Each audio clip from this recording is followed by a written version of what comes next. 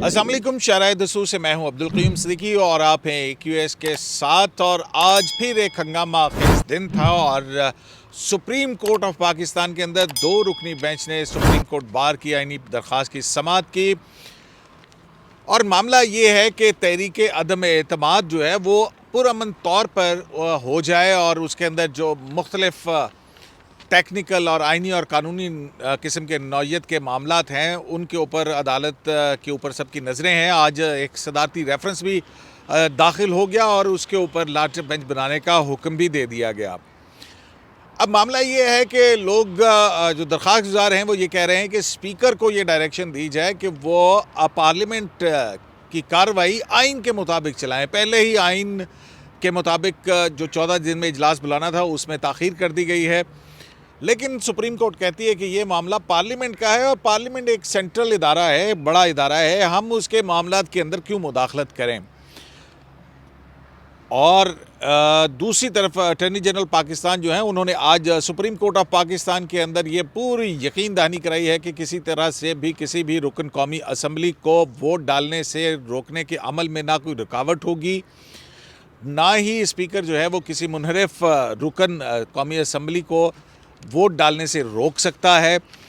और ये एक बहुत अहम स्टेटमेंट है ये स्टेटमेंट। और फिर इसके साथ ही साथ अटॉर्नी जनरल जो हैं वो अदालत में जो सदारती आइनी रेफरेंस लेके आए हैं उसके अंदर ये है कि अगर कोई डिफेक्ट करता है 63A के तहत तो उसको ताहयात नाअहल होना चाहिए और ये जो हॉर्स ट्रेडिंग के ज़रिए से जमहूरी अमल में को नुकसान पहुँचाया जाए इसकी सज़ा बहुत सख्त होनी चाहिए। और दूसरी तरफ इसी सदारती ऑर्डिनेंस के अंदर जो दूसरा अहम सवाल है वो ये है कि अगर कोई रुकन कौमी असम्बली जो मुनहरिफ है वोट डाले तो क्या उसको एक चैलेंज वोट तस्वुर किया जा सकता है और गिनती में उसका शुमार ना किया जाए उस वक्त तक जब तक कि नाअहली का फ़ैसला ना हो जाए। तो ये सूरत हाल है और ये सूरत हाल किस करवट बैठती है, हसनात मलिक और नासिर इकबाल से आज की कार्रवाई के हवाले से बात करेंगे। हसनात, आपको आज की कार्रवाई में कौन सी चीज़ ने सरप्राइज़ किया है? क़य्यूम साहब, मेरा ख़्याल है कि सारी चीज़ें ही जो हमें एक्सपेक्ट कर रहे थे उसी तरह हुई और सबसे जो अच्छा कंडक्ट जो है वो अप्रिशिएट करें वो चीफ़ जस्टिस ऑफ पाकिस्तान और बेंच कर रहा है कि उन्होंने बड़ा बैलेंस लेके चीज़ों को लेके गए हैं। कोई ऐसा प्रोसीडिंग से नहीं लगा कि झिकाओ एक साइड पे है या उधर है या इधर है। सब जो पर्पस था वो है आर्टिकल 95 का जो प्रोसेस है वो स्मूथली राइट ऑफ वोट जो है वो एक्सरसाइज वो हो, उसको कोई हिंड्रेंस ना हो, कोई उसको फिजिकली किसी को एमएनए को रोके ना, ये मामला है। ये तो ऑब्जर्वेशन आई है ना अभी तक। ये मतलब इसका ये जो पर्पस उन्होंने कहा जो अब तक की ऑब्जर्वेशन और फिर ऑर्डर आएगा तो देखेंगे उसमें। फिर अटॉर्नी जनरल खालिद जावेद खान ने कहा जी कि मैं सुप्रीम कोर्ट बार की जो प्रेयर हैं 5 की 6 प्रेयर थी पिटिशन में, 6 प्रेयर उनमें 5 पे एग्री करता हूँ। एक जो है कि सुप्रीम कोर्ट डायरेक्शन दे स्पीकर को कि वो जो प्रोसेस है वो स्पीकर को जो डायरेक्शन है कि वो वोट ऑफ नो कॉन्फिडेंस का प्रोसेस जल्दी कंप्लीट करेगी वो ये, क्योंकि हमारे पास हमारा रेफरेंस पेंडिंग है 63 है उसके साथ लिंकअप है, तो इस वजह से मैं उस पर अभी तक मतलब उसके अलावा उन्होंने कहा कि कोई किसी को फिजिकली नहीं रोकना चाहिए। दूसरी बात थी कि रैलियों के मामले के जी जो मीटिंग जलसे होने हैं उस पर PTI ने भी एश्योरेंस दी है कि जी जलसा होगा किसी को रोका नहीं जाएगा, वो एक दिन पहले जलसा होगा। टाइम का तयन, जगह का तयन वो एडमिनिस्ट्रेशन के साथ बैठ के तयन होगा कि कैसे होगा। बाकी जो है कि मेरा ख्याल है कि स्पीकर के मामले में जो आज अपोजिशन का पूरा फोकस था कि जो स्पीकर ने इंटरवीन हुई, स्पीकर जो तीन दिन डिले किया उसमें सुप्रीम कोर्ट इंटरवीन करे और स्पीकर को डायरेक्शन दे, तो उस पर सुप्रीम कोर्ट का बड़ा वादे था कि ये इंटरनल प्रोसीडिंग है पार्लियामेंट की, पार्लियामेंटेरियन खुद देखें वहाँ उनके अपने को मेथड अडॉप्ट करें, हम इसमें नहीं इंटरवीन होना चाह रहे। और मेरा ख्याल अच्छी बात है सुप्रीम कोर्ट भी न्यूट्रल हो गई है। अब फिर वो मैं फिर इमरान खान साहब फिर कहेंगे कि न्यूट्रल तो कोई और, मतलब ये बात नहीं है। मेरा ख्याल है कि सुप्रीम कोर्ट बड़ा ठीक जा रही है। पार्लियामेंट के ये जो पॉलिटिशियंस हैं इनको ये भी देखना है कि कल ये स्पीकर आपका भी होगा कि जब एक दफ़ा सुप्रीम कोर्ट की जजमेंट होती है तो वो फिर कानून बनता है, वो वंस फॉर ऑल, फिर वो जिस तरह अजहर सदीक केस में का एक जजमेंट है यूसुफ रज़ा गिलानी में, तो ये बात है। लेकिन बात दूसरी तरफ ये है कि स्पीकर एक बड़ा ओहदा है, वहाँ बड़ा ओहदा है, लेकिन फिर मामलात ऐसे आ जाते हैं कि स्पीकर जो है अदालती फैसले के ऊपर कोई रूलिंग दे दे तो वो अदालत तो देखेगी ना कि ये स्पीकर को इख्तियार है या नहीं है? अब देखें, इसमें भी बड़ी बात है कि स्पीकर रूलिंग को ऐसी दे देता है कि जी किसी को बंदे को मारो जी, अब ये मारना शुरू कर दो जी। जी, अब बिल्कुल, इसीलिए मैं कह रहा हूँ ये बात है कि स्पीकर मतलब है वहाँ जो तीन वो मेलाफाइडी वो कुरम वो जो तीन, नहीं, वो तो और चीजें हैं ना, वो तो किसी और चीज के लिए है, लेकिन छोड़ दें उसको। वो उसमें मेलाफिडी तो हर जगह देखी नहीं, जा लेकिन वो सकती है। जुरिडिक्शन जो है, जुरिडिक्शनल इशू जब 3 पॉइंट होते हैं तो वो कहीं भी इंटरवीन हो सकते हैं 184(3) में। मेरा ये कहने का मकसद है कि जहाँ बहुत ज़्यादा मेलाफाइडी नज़र आ रही हो, लेकिन अदालतें बहुत कम इसमें। अब मेरा ख्याल है स्पीकर साहब तो को ये भी अच्छी देखना बात चाहिए। नहीं है कि हम लोग जो कहते हैं कि सुप्रीम कोर्ट जो है वो उसको रहना चाहिए एक ऐसे इदारे के तौर पे कि सुप्रीम कोर्ट अपने दायरे में रहे और पार्लियामेंट और कानून साजी इसमें ना दे। हालांकि सुप्रीम कोर्ट के हैं कि कानून साजी के लिए भी मामला भिजवाए हुए हैं, डायरेक्शंस भी हैं, वो सारा कुछ तो नहीं, है। ठीक है, मेरा ख्याल है लेकिन कि इस मर्तबा जो है वो बिल्कुल वो कहते हैं अलग थलग नजर आना चाह रहे हैं। ठीक है। हम तो बिल्कुल हम हमेशा इसी चीज़ की ख्वाहिश रखी है कि सुप्रीम कोर्ट जो है वो न्यूट्रल रहे। गो कि इमरान खान साहब न्यूट्रल के बारे में उनका और मेरा ख्याल है कि इसी तरह आज जो PMLN के वकील मखदूम अली खान ने कहा जी कि बार को दें कि बार मीडिएटरी रोल। अब असल में बात यह है कि माजरत के साथ बार कि ठीक है, बार का झुकाव क्योंकि लेकिन ज़्यादा वो उन्होंने opposition की तरफ- इंस्ट्रक्शन के ऊपर कहा ना, अपने हाँ। क्लाइंट की इंस्ट्रक्शन पे हाँ, कहा। कि कहा ये, लेकिन हाँ, वो यानी शहबाज शरीफ उस साहब की पे हिदायत। अदालत नहीं मानी। उन्होंने कहा जी नहीं, बार का बिल्कुल। मीडिएटरी रोल नहीं। नासिर साहब, आपको आज की कार्रवाई के अंदर क्या चीज़ बहुत हौसला अफजा लगी? आप नहीं समझते हैं कि अगर हर आदमी ये चाह रहा है कि कोई किसी तरह से जो है ये अदम एतमाद की तहरीक का प्रोसेस जो है ये आइन और कानून के तहत हो, यही बार भी कह रही है, अटॉर्नी जनरल भी यही कह रहे हैं, अश्योरेंसेस भी दे रहे हैं, और वो एक नुक्ता कि जिसके ऊपर कि कोई भी मुनहरिफ रुकन कौमी असम्बली जो है वो उसका वोट कास्ट भी होगा और एंटरपोन भी होगा, ये, लेकिन ये राय वो उनकी ज़ाती तौर पे है, लेकिन सदारती रेफरेंस जो है वो दूसरी तरह से है। तो कहाँ जाके ऊँट बैठेगा? देखिए क़य्यूम साहब, आज की प्रोसीडिंग्स में 2-3 बातें बहुत अहम हैं। एक तो चीफ जस्टिस साहब ने एक क्लियर कट बात की है कि हमारा मेन कंसर्न ये है कि जो डेमोक्रेसी है वो फंक्शन करे, हाँ। ठीक है, और जो वोट ऑफ नो कॉन्फिडेंस का जो प्रोसीजर है वो मुकम्मल तौर पे फॉलो हो। नंबर 2, हम इसकी इजाज़त नहीं देंगे कि आप डी चौक में जाके जलसे करें। ये तो उन्होंने क्लियर कट कर दी, दिस इज़ नॉट एक्सेप्टेबल। हाँ। ये आप जलसे करें लेकिन एडमिनिस्ट्रेशन से के कंकरेंस से और जगह का तयन करें, लेकिन इस इलाके में नहीं।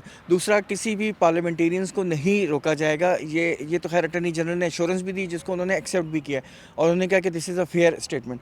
तीसरा जो उन्होंने कहा है कि हम यहाँ we are sitting as a not as an advisory jurisdiction में हम नहीं बैठे हुए, हम यहाँ इंटरमीडिएटरी रोल में हैं और डेमोक्रेसी।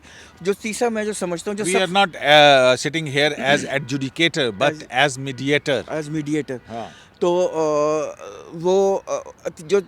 जो तीसरा मैं समझता हूँ जो सबसे अहम है, उन्होंने कहा ये जो आप अल्फाज का चुनाव है ना, ये अपने बुज़ुर्गों से और अपने पॉलिटिशियन जो गुजर चुके हैं उनसे कुछ सीखें। किसकी तरफ इशारा होगा? उन्होंने इशारा तो जिसके आप सबको पता है, उन्होंने नाम किसी का अच्छा, भी एक और डी चौक के नहीं, जलसे का भी सुनिए, जिक्र नहीं, किया नहीं, था एक ना? और, हाँ वो भी बताता हूँ। उन्होंने बेसिकली ये कहा कि देखें, डिग्निटी होनी चाहिए अपने अल्फाज के चुनाव में, डिग्निटी, मैच्योरिटी होनी चाहिए, डिसेंसी होनी चाहिए।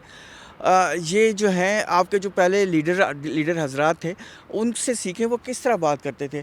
इवन इफ़ कि वो आपकी बात को ये ना मान रहे हो, लेकिन उनका एक तरीका था बात को समझाने का। और फिर उन्होंने एक और बात भी की जिसकी तरफ आपने इशारा किया। उन्होंने कहा आपको याद होगा कि कुछ अर्सा पहले भी एक डी चौक पे एक जलसा हुआ था, तो उसका हमें इकनॉमिकली और सोशली बहुत नुकसान हुआ था। नुकसान के साथ साथ ये गंदी शलवारें यहाँ पे डाली गई और थी, नहीं, पॉटी उसका खाने यहाँ बनाए हुए थे, कितनी स्मेल आती नहीं थी सर, नाज़िर, कुछ यहाँ भी पे तो बैठ ही नहीं सकते ये तो थे। कुछ भी नहीं है। देखें, हाँ, वो कज़न थे ना इमरान खान बिलियन साहब। ऑफ डॉलर्स का नुकसान हुआ था। चाइनीज़ प्रेसिडेंट ने आना था, वो डिले हुआ था।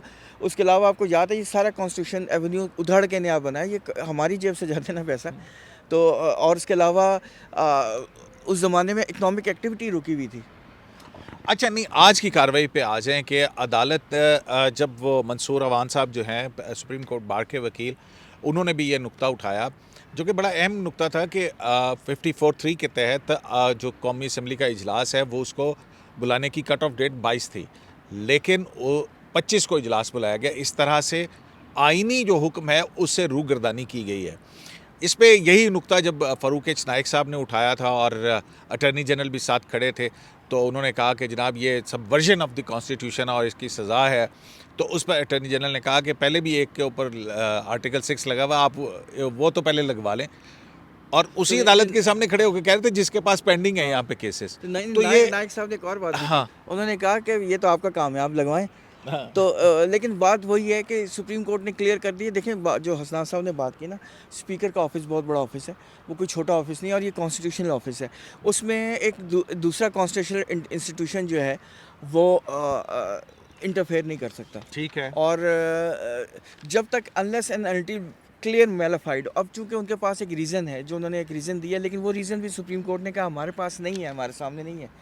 और वो रीज़न ये है कि ओआईसी की मीटिंग की वजह से ये हमें करना पड़ रहा है डिले। लेकिन अटॉर्नी जनरल ने क्लियर कट कहा है कि मैं प्राइम मिनिस्टर से मिला हूँ, और मैंने प्राइम मिनिस्टर को सुप्रीम कोर्ट की जो डिसप्लेजर है वो बिल्कुल पहुँचा दी है। वो ठीक है, सिंध हाउस का भी मामला जो है उसके ऊपर करते हैं। लेकिन ये जो हसनान साहब जो सदारती रेफरेंस है, उसके अंदर बुनियादी तौर पर दो ही चीज़ें हैं। एक तो ये है कि वोट डालने का अमल, के वो जो मुनर्रफ रुकन वोट डाले वो चैलेंज वोट तस्वुर हो, और उस वक्त तक उसका फैसला वोट काउंट ना हो जब तक कि उसकी डिस्क्वालिफिकेशन का फैसला नहीं हो जाता। ठीक है। और फिर दूसरा ये कि डिस्क्वालिफिकेशन की सूरत में ताहयात नाअहली हो। ये सदारती रेफरेंस जो है ये डालने का मकसद उन मुनहरिफ अरकान असम्बली को दबाव में लाना है कि भाई कल को सुप्रीम कोर्ट कुछ भी फैसला दे दे तो फिर हमारा क्या होगा। तो वो है। और या ये आप समझते हैं कि वाकई बड़ी एक कानूनी आईनी बहस है? नहीं, मेरा ख्याल है ये इखलाकी सवाल हैं, और इखलाकी सवाल इसमें बिल्कुल कोई शक नहीं कि इमरान खान साहब का अगर इखलाकी आर्गूमेंट देखे जाए तो कि ठीक है जी, वोट पीटीआई का, टिकट पीटीआई का, आप आके आप ज़्यादा आप रिज़ाइन दे दें, ये क्या तरीका। लेकिन जो टेक्स्ट है आर्टिकल 63A का, उसमें मेरा ख्याल है ये केस इस तरह जिस तरह चाह रही है पीटीआई वो नहीं है। और बड़ा वाज़ेह वो चीज़ें हैं। मेरा नहीं ख्याल कि वो इतना स्ट्रेच करके जाएंगे, पहले से प्रीएम्प्ट कर दें। डिफेक्शन से जो डी सीट कर देना, ये इटसेल्फ एक बहुत बड़ी मतलब है कि उसको फारिग कर दिया जाए। और दूसरा, कयूम साहब ये अभी प्री मेच्योर है, ये ओआईसी की मीटिंग ख़त्म होने दें, 24 तारीख इत्तेहादी जो है ना वो भी अनाउंस कर देंगे कोई ना कोई कहीं ना कहीं। और अगर इत्तेहादी अनाउंस कर गए MQM और मुस्लिम लीग काफ, तो फिर ये एकेडमिक एक्सरसाइज हो जाएगी। और मेरी एक अपोजिशन लीडर से बात हो रही थी, उन्होंने कहा जी अगर इत्तेहादी हमारे साथ हो गए तो हम में भी फिर इनको इस्तेमाल ही ना करें, लोगों को बाहर सिर्फ उनको जो है ना उधर उनको वोट में प्रोसेस में शामिल ही ना करें, क्योंकि हमारे नंबर पूरे हो जाएंगे, ताकि ये डिफेक्शन क्लास इनकी 63A इन पे अप्लाई ना हो। तो ये अभी भी। और दूसरा, अपोजिशन के पास कार्ड ज़्यादा हैं, वो इन्हीं लोगों को कह के जो कि जी आप जाके कहें कि हम रिज़ाइन कर रहे हैं, तो फिर भी मेजॉरिटी लॉस कर जाएगा प्राइम मिनिस्टर किसी तरह भी। मेरी कहने का मकसद है कि वो जिस तरह भी ये चीज़ कर रहे हैं वो उनका बचना बड़ा मुश्किल है, क्योंकि ये लोग जो हैं ये वापस नहीं, आने के कैसे लिए नहीं हो सकता। मसलन देखें ना कि अगर ये 14 लोग जो हैं इस्तीफ़ा दे देते हैं, एलाइज जो हैं वो हुकूमत के साथ आ जाते हैं, तो फिर नंबर कम है, नंबर कम है, नंबर बनता है 167 और 5 नंबर कम है फिर हुकूमत के, बल्कि मजीद कम होंगे। से ऊपर लेना चाहिए ना, 172 तो मिनिमम है ना। यार आप क्यों हुकूमत को घर भेजने पे तुले हुए हैं? मतलब है कि अजीब सी हुकूमत को घर ने, ये है कि हुकूमत ने जो पॉलिटिकल मैनेजमेंट करनी थी वो किसी निके के अब्बे को दे दी थी पहले।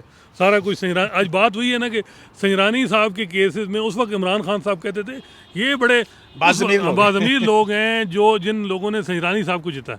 देखिए, हर एक सियासी आदमी को जिसका दाव लगे वो तैयार होता है। इमरान खान साहब जो जिन्होंने 3 साल धजियाँ बखेरी इस सिविलियन सुप्रीमेसी की, और हर चीज़ जो है ना उनके आगे रखी, और मसला ये है कि 6 खिलौने मुझे दिए, 7वां क्यों नहीं दिए? मेरी मर्जी का जो अपॉइंटमेंट मैंने करनी है अक्टूबर नवंबर में, वो नहीं करेंगे तो मैं सब कुछ कर दूंगा।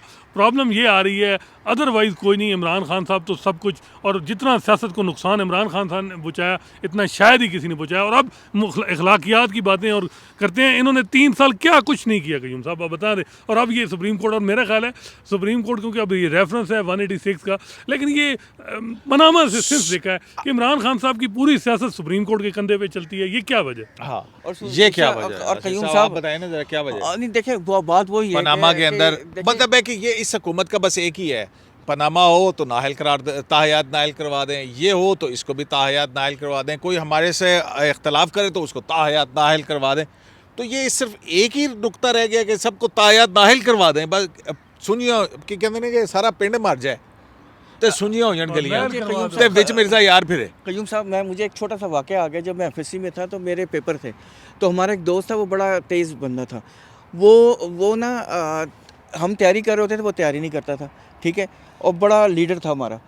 तो मैंने देखा कि उसने एक प्रॉक्सी बिठाया हुआ है पेपर में, हर पेपर में ना वो एक प्रॉक्सी के ज़रिए पेपर दे रहा था। एक दिन उसे पकड़ लिया इन्विजिलेटर ने, उसके बाद वो फेल हो गया। तो कहने का मकसद ये है कि आपने अपने ऊपर रिलाय करना होता है, काम आपने खुद पढ़ाई आपने खुद करनी है। आप अगर काम खुद नहीं करेंगे, किसी पे काम नहीं दिया जा सकता। अगर जो ड्यूटी आपकी है वो आपने करना है, तो देखिए, ये ये आप बड़ी किसी का सिंपल गंदा बात है। इस्तेमाल नहीं कर सकते। बड़ी सिंपल बात है कि आप 63A का इतलाक चाहते हैं कि पहले हो, आप लेजिस्लेशन, आप अपना मैनिफेस्टो देते, पॉलिटिकल पार्टी से बात करते, और जिस तरह दूसरी पार्टीज़ का 18वीं तरमीम का एक मैनिफेस्टो था वो लाए। सेनेट का इलेक्शन आपने कहा ओपन होना चाहिए, वहाँ आप बात करते सियासी जमात। डायलाग का प्रोसेस किसने ख़त्म किया? इमरान खान साहब ने। जो असल बात है कि सियासी जमात, कल खुर्शीद शाह ये बात कर रहे थे कि हमने जब बात भी की तो कहते हैं ये NRO मांग रहे हैं।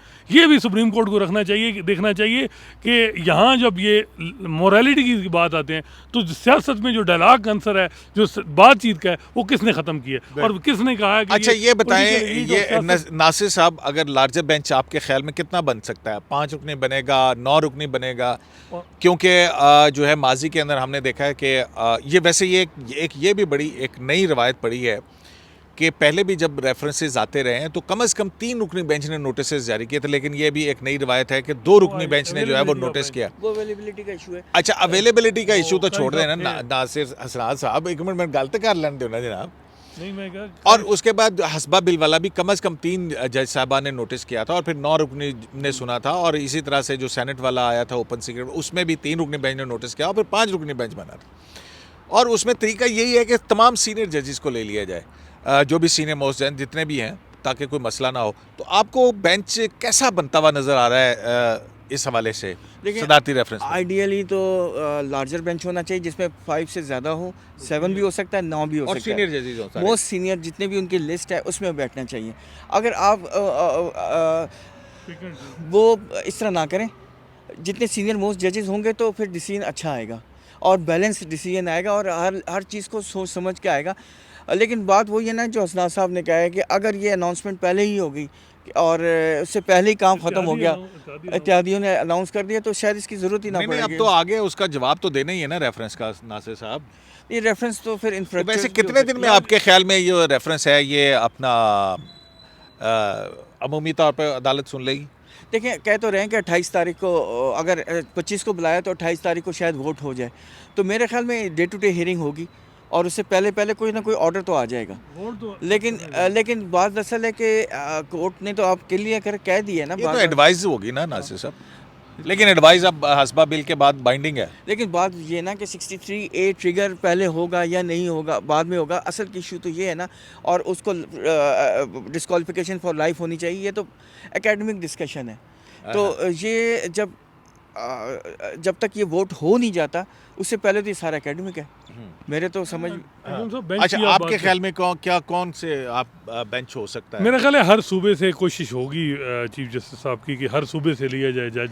अब किस कैंप से लिया जाए, अब मैं वो मेरा ख्याल है कि अमूमन चीफ जस्टिस साहबान वो करते हैं कि जो उनके साथ जाए आदमी, जो मतलब कंट्रोलिंग हैंड तक। अच्छा चलें, मैं जजेस के नाम लेता हूँ, आप हाँ ना करते रहें। अच्छा, क्या अच्छा नहीं, मैंने आपको कह दिया सीनियर मोस्ट होने चाहिए। नहीं, उन्होंने तो साफ कहा। हुकूमती कल फंक्शनरी ने कहा कि हमारी ख्वाहिश है कि इसमें जस्टिस काजी फैसल को बिठाएं। एक बड़े जो इसमें बड़ा इन्वॉल्व है, उन्होंने कहा जी हमारी ख्वाहिश है कि ये बेंच में जस्टिस काजी फैसल बैठे, लेकिन वो उनकी हुकूमत की ख्वाहिश है और ये PTI की ख्वाहिश है। हाँ, लेकिन अब बेंच क्या बनेगा, मेरे भी बलूचिस्तान जैसे जमाल मंदोखेल, मजर आलम मियां खेल साहब या अफरीदी साहब ना हो, क्योंकि वो तो मेंटेनेबिलिटी पे ही उड़ा देते हैं। वो कहते हैं पॉलिटिकल वो तो बहुत सख्त है। वो नासिर साहब वैसे आपस की बात है, ये क्वेश्चन ऑफ लॉ बनता है वैसे आपस की बात। नहीं, देखें ये प्रेसिडेंशियल रेफरेंस है, इसमें मेंटेनेबिलिटी वाली कहानी नहीं, उन्होंने कहा कि सियासत ना आप हमें इस्तेमाल ना करें, ये चीज़ें मोरालिटी की बुनियाद पर। लेकिन ये प्रेसिडेंशियल रेफरेंस है ना, ये एक पिटीशन नहीं है ना, तो उसमें वो ये तो नहीं कह सकते कि प्रेसिडेंट का राइट नहीं है। लेकिन हाँ, लेकिन ये तो कह सकते हैं कि ये नहीं बनता। हाँ, वो नहीं बनता, लेकिन मैं कह रहा हूँ वो थोड़ी बेइज्जती है। नहीं, मेंटेलिटी पे ना जाए। प्रेसिडेंशियल रेफरेंस देखें, सिंध से मेरा ख्याल है मुनीब साहब बैठे हैं। हाँ उमर हाँ। अता बंदयाल साहब हो गए, मुनीब अख्तर हाँ, साहब हो गए, उनका- बाकी 3-5 का होगा या लार्जर 5 का मेरा ख्याल है। 5 या उससे ज्यादा मेरा ख्याल है कि अब अब देखते हैं कितने का देखिए बनता मदर है। आलम खेल साहब हो सकते हैं।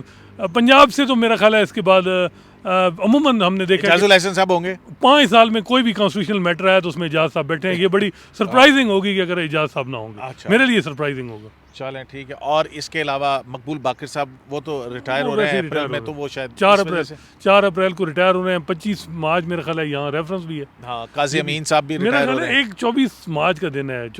25 को तो मेरा नहीं ख्याल हेयरिंग हो यहाँ इस रेफरेंस की, क्योंकि वो काजी अमीन साहब रिटायरमेंट के हाँ। बाद बाहर किए वो वो होगा ठीक है। बिल्कुल मुश्किल है। ये 24 का जो प्रोसीडिंग है ये बहुत इंपॉर्टेंट है।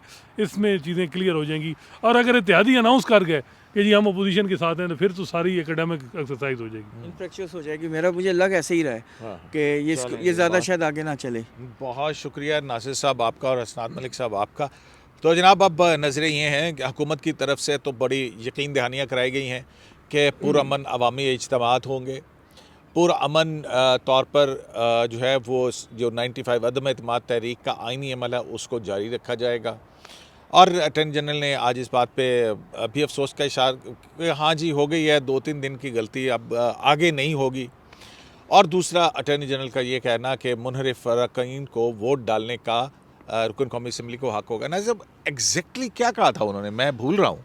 उन्होंने बेसिकली ये कहा था कि they will be allowed to cast vote and it will be considered entered upon. इसका क्या मतलब हुआ? मतलब ये मैं जो मेरी समझ में नाकिस रहा है वो ये है कि एक तो उनको रोका नहीं जाएगा वोट डालने से किसी को भी, और उनका वोट और गिनती भी उनका होगा। वोट ये माना जाएगा कि उन्होंने वोट दे दिया। अच्छा, ठीक है। ठीक है। ये बात की कहानी है कि वो डिफेक्ट कर गए हैं, ये बात में डिसाइड हाँ होना वो है। उससे मुतलिक वो कहते हैं कि आर्टिकल 63 है, यही तो मैं कह रहा हूँ नासिर साहब।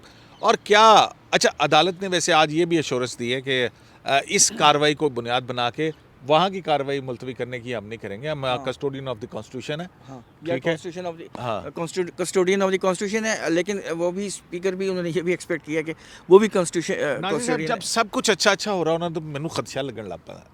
बहरहाल जी देखें क्या होता है। शराह ये सब कुछ मेरा ख्याल है ओईसी की मीटिंग में लोग मसरूफ़ हैं। ये मीटिंग हो जाए तो मेरा ख्याल है कि बड़ा मुश्किल है कि अब इससे ज़्यादा ये इतनी अनसर्टेनिटी रहे, मुल्क के लिए बेहतर नहीं है। मेरा ख्याल है फिर कहीं ना कहीं या इमरान खान साहब साइड या कहीं ना कहीं फिर जो है ना वो न्यूट्रल वाली बात नहीं रहेगी, मेरा नहीं ख्याल। चलें जी, बहरहाल जी ये देखना होगा कि आया स्पीकर जो है वो, अब मैं तो इससे यही ले सकता हूँ कि अटॉर्नी जनरल ने यह भी यकीनदहानी कराई है।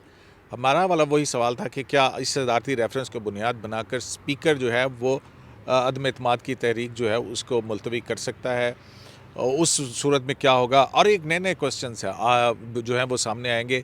अदालत पार्लियामेंट्री पार्टी को पार्लियामेंट के अंदर होने वाली कार्रवाई के हवाले से ख़ुद को एक डिस्टेंस पे रख रही है, और पार्लियामेंट के अंदर जो कार्रवाई हो रही है वहाँ पे स्पीकर की ज़ात के हवाले से बहुत सारे सवालात उठ रहे हैं, बहुत सारे खदशात हैं।